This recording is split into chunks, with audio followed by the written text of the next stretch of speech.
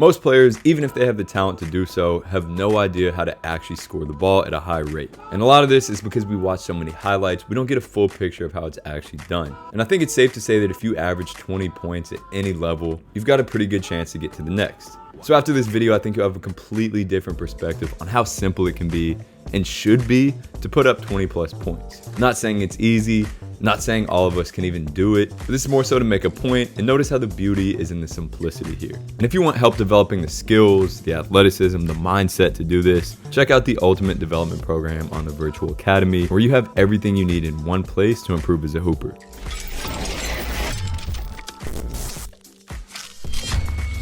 Now, first off, before anything, I want to remind you guys how hard it is to actually score 20 points a game at a high level.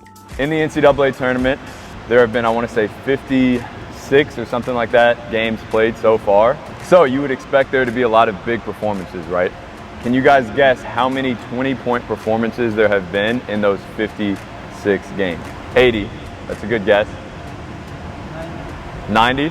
5. 5 people have scored 20 points. Kayla, I saw you put that up. 5 guys have scored 20 points. And even in the regular season, only 20 players out of the hundreds in D1 college basketball scored 20 points a game. It's not easy. Don't let the NBA's longer game and incredible talent fool you. So when you process this, you should start to take some of the pressure off of yourself to average a 30 ball or go get 20 plus on a day-to-day basis. And realize that the best players are affecting the game in other ways, like creating advantages off the dribble or off the move for their team, locking up on defense, and more, which actually makes it easier to score. We'll talk about that. Now, in terms of how you can get to that 20-point mark, let's break it down a bit. First off, you're going to get out and run in transition, which to me is actually one of the most controllable parts of the game. Let's say this gets you 5 points total, a layup and a corner 3. Main keys here in transition: 1, have a quick turnaround from defense to offense. When you're in this area and you see your teammate about to secure the board, get out of there fast. Even a half second matters here. Then it's about spacing, running the corners wide to either create a corner 3 look or enough space to get a pass to a layup. And then third, working on your high speed composure and shot making, which many players don't, so even when they get the opportunity, they'll miss an easier layup or pass up a 3 ball. It's not easy to make even this shot after hauling ass down the court, but it's super trainable. This is going to create some psychological momentum too, getting some easy buckets that's going to get you rolling. Next, you get 4 points off of cutting.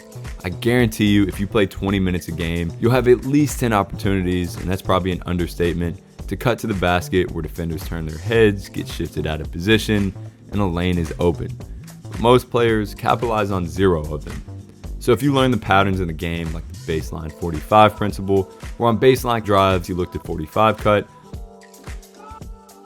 and on wing drives you look to baseline cut, as well as just keeping an eye out for your defender lacking on paint touches, seeking out give and goes, back doors, and more, 2 buckets here becomes light work. And again, super easy finishes for the most part, which gets your momentum going. Next up is playing off the catch. And when you think about how many times you catch the ball with a closeout happening, it's not crazy to think that we can score 3 times off of this. Let's say one time you catch it and let it fly. One time you attack the closeout and get all the way downhill. And then one time you attack, the help defense steps up, so you get into a nice midi or a floater. 7 points right there. Again, I'm not saying this is easy, because you're still going to have to be super skilled to knock down these shots, finish at the basket with contact, get by tough defenders, but these situations will be there. Most times, players just pass them up because they're focused on scoring in different ways. Main factors here: 1, once again, spacing. Many players miss out on a bunch of opportunities here because they go to the ball rather than staying spaced, really stretching this distance out and creating long closeouts, as well as just finding open space on the perimeter. If you develop a great feel for this, you'll have these chances even more. Next is creative attacking footwork and angles. So being able to stampede the ball, take nice angles to attack this closeout, and not travel in aggressive explosions like this. And then, of course, being able to shoot the rock, which not only can earn you 3 points, but also makes the attack easier, since defenders now have to close out harder if you're a knockdown shooter. It's becoming a trend here. So now we're already at 16 points. Then maybe you score 2 points off of ball screens. If you come off even 4 to 5 per game and you're looking to attack and create an advantage, this is obviously one of the best times to attack mismatches and out of position defenders. Not necessarily always scoring, but also just getting into the teeth of the defense and wreaking havoc. This one speaks for itself. And then to round out the 20, you score 1 off of a handoff. This is once again one that most players don't capitalize on nearly enough, but inherently create an advantage if done right. So if you're getting or giving a handoff, look to attack, get into open space, and you'd be surprised at how many chances you'll get from these. So you may ask, where's the ISO scoring? Well, honestly, that's the icing on the cake. It's gonna happen, but it's more so if you get hot. Maybe you get it at the end of a shot clock, maybe a switch. On these, you go get a bucket on top of that 20. And the best thing about this, if you've taken care of the rest, the ISO work becomes easier. You're in a flow, you've gotten some momentum. You know you can get the easy ones, so you don't put pressure on yourself to get the tough ones. They just happen more naturally. Now, real quick, let's look at some player stats and how they get their buckets, just to illustrate this point even more. Even at the NBA level, Steph Curry, quarter of the time, gets his shots off of ball screens. 17% of the time using off-ball screens, 15% of the time in transition, 12% of the time off the catch, almost 9% off of handoffs, the occasional 8.2 off of ISOs, and then sprinkling cuts here and there. And then in a different case, if you're a shorter guard, as you develop more skill, more of a role, you should expect 30-40+% of your possessions to be on ball screens, facilitating and making simple reads from there. So overall, think of it this way. Black belts don't use their crazy shit all the time. Boxers don't just throw hooks. Pitchers don't throw their top pitches every time. It should be the same thing in basketball.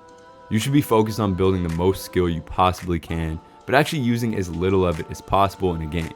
And that's a skill in itself. I want you guys to raise the ceiling, like your talent, continue to push your limits. Things that you may never even do in a game, but like we're building crazy amounts of skill. But I also want you guys to, in a game, this is like your floor, like the easiest it is to score, to play well. I want you guys to be here most of the time where you don't have to use all those things until you have that one moment where, you know, you get a switch and you take a guy one-on-one and get a tough bucket, right? But that, like, you're not getting there every play.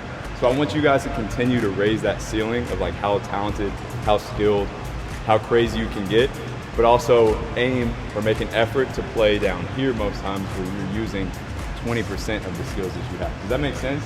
Right? I don't want you guys to like, most of the time we see players like Kyrie and other guys and we're like, yo, they're always using like crazy amounts of skill, when in reality, they're cutting, getting easy buckets, catching and shooting, attacking the closeout, getting to a nice floater. And then they'll have the plays where they use all that skill. Okay, so continue to push that skill a little bit, but then also make an effort to make the game as easy as possible for you guys. So, big point here, don't worry about going out and getting a bucket. Let the game come to you a bit. Take advantage of your opportunities.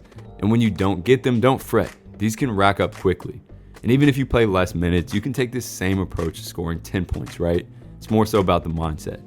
So hopefully this provided you guys a little bit of a perspective shift. As always, thank you so much for tuning in. Go out, apply this. Let me know what you think in the comments.